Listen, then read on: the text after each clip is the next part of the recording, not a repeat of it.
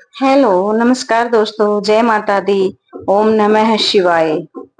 आज हम कर रहे हैं शनिवार के व्रत कथा। अब सुनो शनिवार की व्रत विधि। इस दिन शनिदेव की पूजा होती है। काला तिल, काले तेल, वस्त्र, उड़द शनि को बहुत प्रिय है, इसलिए इनके द्वारा शनि की पूजा होती है। शनि की दशा को दूर करने के लिए यह व्रत किया जाता है। शनि स्त्रोत का पाठ भी विशेष लाभदायक सिद्ध होता है। शनिवार की व्रत कथा।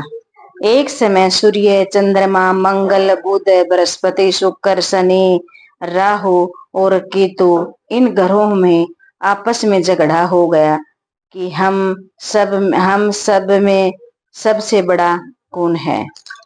सब अपने आप को बड़ा कहते हैं। जब आपस में कोई निश्चय न हो सका तो सब के सब आपस में झगड़ते हुए इंद्र के पास गए और कहने लगे कि आप देवताओं के राजा हो, इसलिए आप हमारा न्याय करके बताओ कि हम 9 ग्रहों में सबसे बड़ा कौन है। राजा इंद्र इनका प्रश्न सुनकर घबरा गए और कहने लगे कि मुझ में इतना सामर्थ्य नहीं है कि मैं किसी को बड़ा या छोटा बताऊं। मैं अपने मुख से कुछ नहीं कह सकता। हाँ, एक उपाय हो सकता है। इस समय पृथ्वी पर राजा विक्रमादित्य दूसरों के दुखों का निवारण करने वाले हैं, इसलिए तुम सब मिलकर उन्हीं के पास जाओ, वहीं तुम्हारे दुखों का निवारण करेंगे। ऐसा वचन सुनकर सभी ग्रह देवता चलकर भूलोक में राजा विक्रमादित्य की सभा में जाकर उपस्थित हुए और अपना प्रश्न राजा के सामने रखा। राजा उनकी बात सुन बड़ी चिंता में पड़ गए कि मैं अपने मुख से किसको बड़ा और किसको छोटा बताऊं। जिसको छोटा बताऊंगा वही क्रोध करेगा।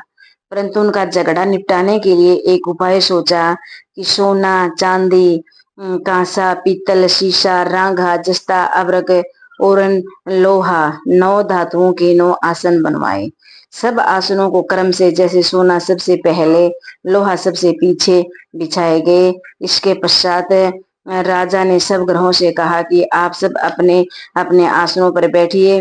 जिसका आसन सबसे आगे है वही सबसे बड़े और जिसका आसन सबसे पीछे है वही सबसे छोटा जानिए।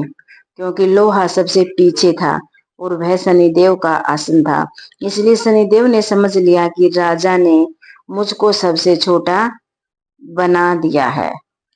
इस पर शनि को बड़ा क्रोध आया और कहा कि राजा, तू मेरे पराक्रम को नहीं जानता। सूर्य एक राशि पर 1 महीना, चंद्रमा 2.25 दिन, मंगल 1.5 महीना, बृहस्पति 13 महीना, बुध और शुक्र 1-1 महीने, परंतु मैं एक राशि पर 2.5 अथवा 7.5 साल तक रहता हूँ। बड़े बड़े देवताओं को भी मैंने भीषण दुख दिया है। राजन, तुम सुनो, रामचंद्र जी को 7.5 आई तो वनवास हो गया। रावण पर आई तो राम और लक्ष्मण ने सेना लेकर लंका पर चढ़ाई कर दी, रावण के कुल का नाश कर दिया। हे राजन, अब तुम सावधान रहना। राजा कहने लगे कि जो कुछ भाग्य में होगा देखा जाएगा। इसके बाद अन्य ग्रह तो प्रसन्नता के साथ चले गए, परंतु शनिदेव बड़े क्रोध के साथ वहां से सिधारे। कुछ काल व्यतीत होने पर जब राजा को 7.5 की दशा आई तो शनिदेव घोड़ों के सौदागर बनकर अनेक सुंदर घोड़ों के सहित राजा की राजधानी में आए। जब राजा ने सौदागर के आने की खबर सुनी तो अपने अश्वपाल को अच्छे अच्छे घोड़े खरीदने की आज्ञा दी। अश्वपाल ऐसी अच्छी नस्ल के घोड़े देखकर उनका मूल्य सुनकर चकित रह गया। तुरंत ही राजा को खबर की। राजा उन घोड़ों को देखकर एक अच्छा सा घोड़ा चुनकर सवारी के लिए चढ़ा। राजा के घोड़े की पीठ पर चढ़ते ही घोड़ा जोर से भागा। घोड़ा बहुत दूर एक घने जंगल में जाकर राजा को छोड़कर अंतर्ध्यान हो गया। इसके बाद राजा अकेला जंगल में भटकता फिरता रहा। कुछ देर के पश्चात राजा ने भूख प्यास से दुखी होकर भटकते भटकते एक गवाले को देखा। गवाले ने राजा को प्यास से व्याकुल देखकर पानी पिलाया। राजा की उंगली में एक अंगूठी थी, वह उसने निकालकर प्रसन्नता के साथ गवाले को दे दी और शहर की ओर चल दिया। राजा शहर में पहुंचकर एक सेठ की दुकान पर जाकर बैठ गया और अपने आप को उज्जैन का रहने वाला तथा अपना नाम वीका बताया। सेठ ने उसको एक कुलीन मनुष्य समझकर जल आदि पिलाया।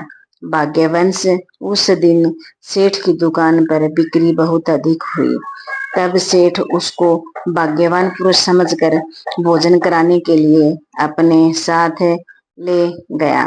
भोजन कराते कराते समय राजा ने एक आश्चर्य की घटना देखी कि खूंटी पर हार लटक रहा है और वह खूंटी उस हार को निगल रही है। भोजन के पश्चात कमरे में आने पर जब सेठ को कमरे में हार नहीं मिला तो उसने यही निश्चय किया कि सिवाय विका के और कोई इस कमरे में नहीं आया, अतः अवश्य ही इसी ने हार चोरी किया है। परंतु विका ने हार लेने से मना कर दिया। इस पर 5-7 आदमी इकट्ठे होकर उसको फौजदार के पास ले आए। फौजदार ने उनको राजा के सामने उपस्थित किया और कहा कि यह आदमी तो भला प्रतीत होता है, चोर मालूम नहीं होता, परंतु सेठ का कहना है कि इसके सिवाय और कोई घर में नहीं आया, अवश्य ही इसी ने चोरी की है। जब राजा ने आज्ञा दी कि इसके हाथ पैर काटकर चौरंगिया किया जाए, राजा की आज्ञा का तुरंत पालन किया गया। विका के हाथ पैर काट दिए और इस प्रकार कुछ काल व्यतीत होने पर वह एक तेली उसको अपने घर ले गया और कोहलू पर उसको बिठा दिया। विका उस पर बैठा हुआ अपनी जुबान से बैल हाँकता रहा। शनि की दशा समाप्त हो गई। एक रात को वर्षा ऋतु के समय वह मल्हार राग गाना गाने लगा।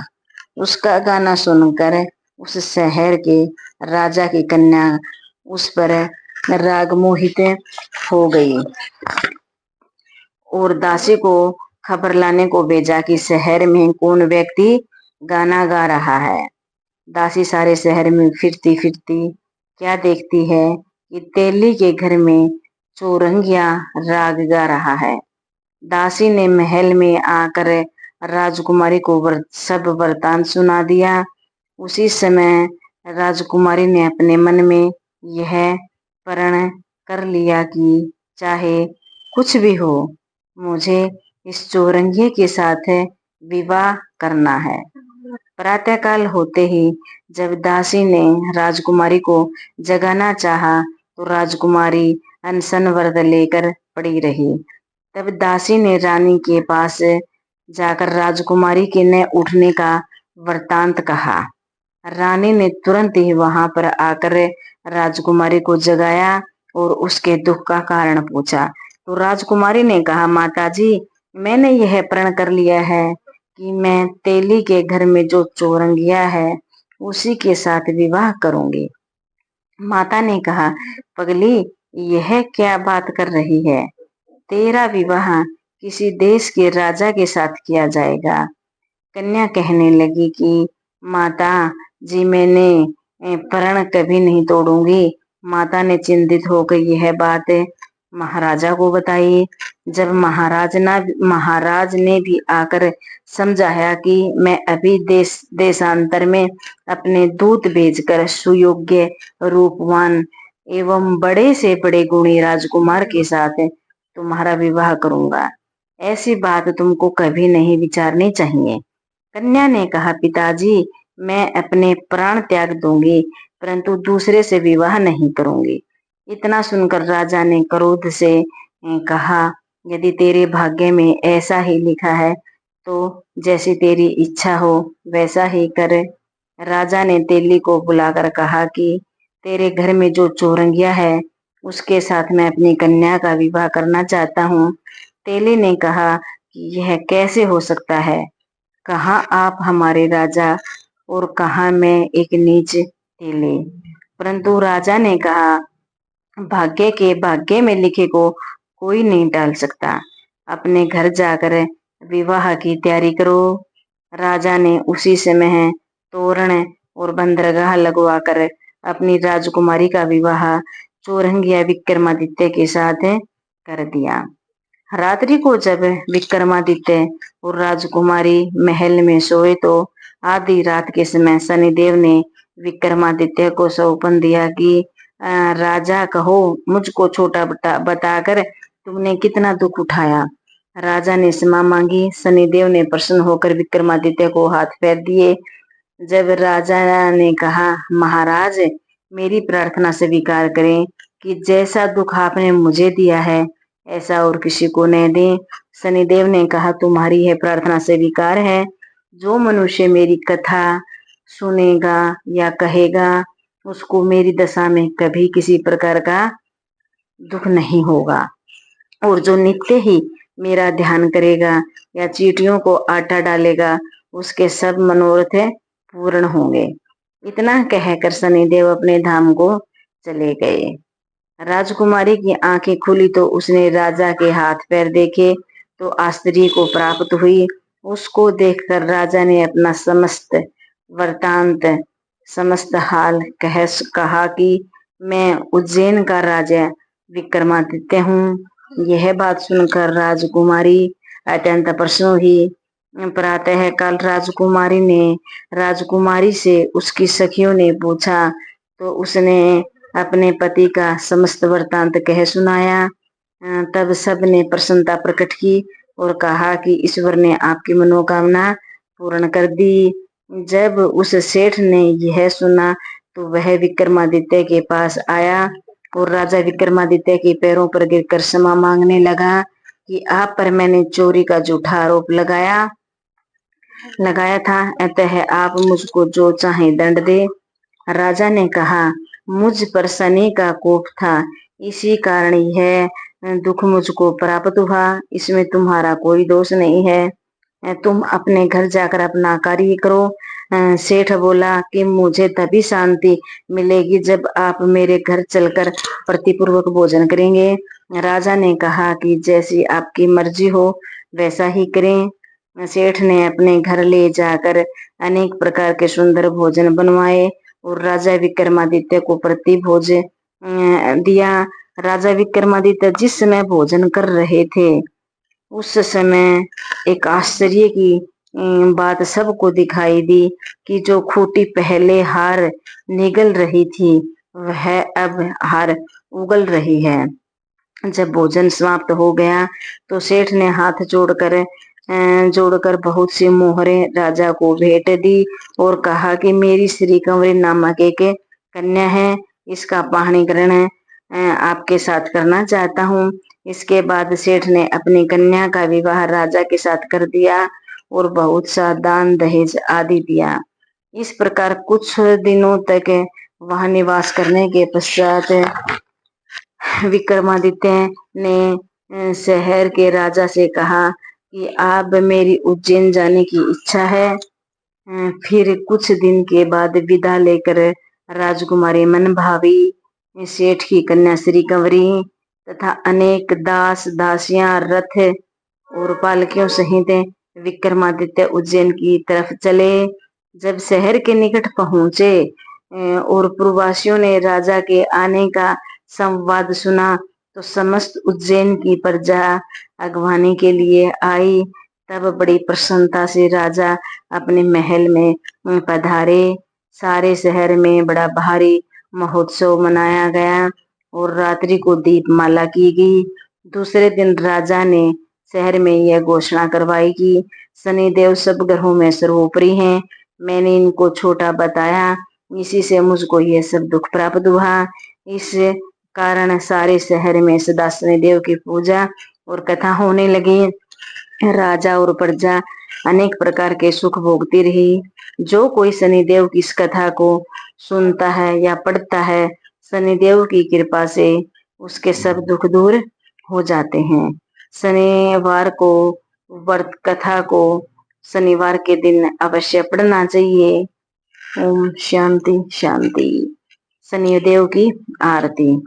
आरती कीजे नरसिंह कंवर की, आरती कीजे नरसिंह कंवर की। वेद विमल यस गाऊं मेरे प्रभु जी, वेद विमल यस गाऊं मेरे प्रभु जी। पहली आरती प्रहलाद उतारे, हिरणाकुश नख उदर विदारे। दूसरी आरती वामन सेवा, बलि के द्वार पधारे हरि देवा। दूसरी आरती वामन दे, बलि के द्वारे हरि पधारे। तीसरी आरती ब्रह्मा पधारे, शस्त्र बाहु की भुजा उखाड़े। तीसरी आरती ब्रह्मा पधारे, शस्त्र बाहु की भुजा उखाड़े।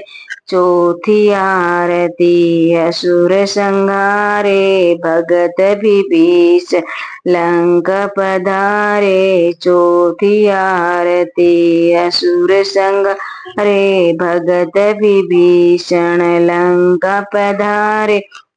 पांचवी आरती कंस बचारे, गोपी गवाल सखा प्रतिपाले। तुलसी को पत्थर कंठ, हरि हीरा हरसी न रखी।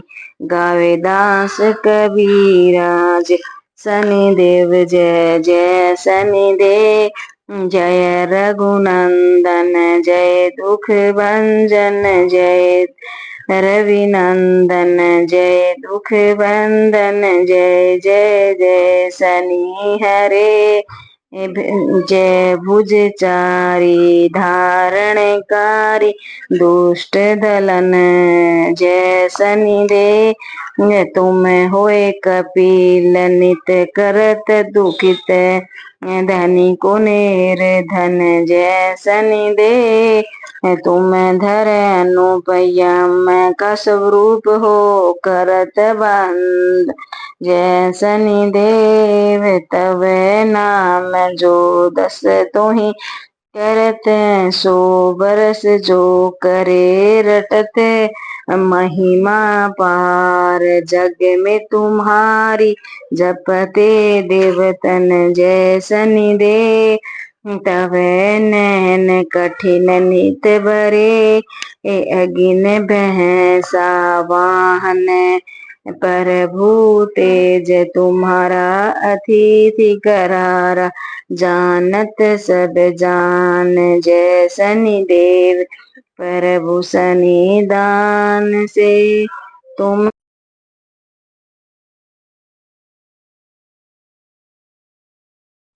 ये थी शनिदेव की व्रत कथा। वीडियो अच्छी लगी हो तो चैनल को लाइक और सब्सक्राइब करें। धन्यवाद।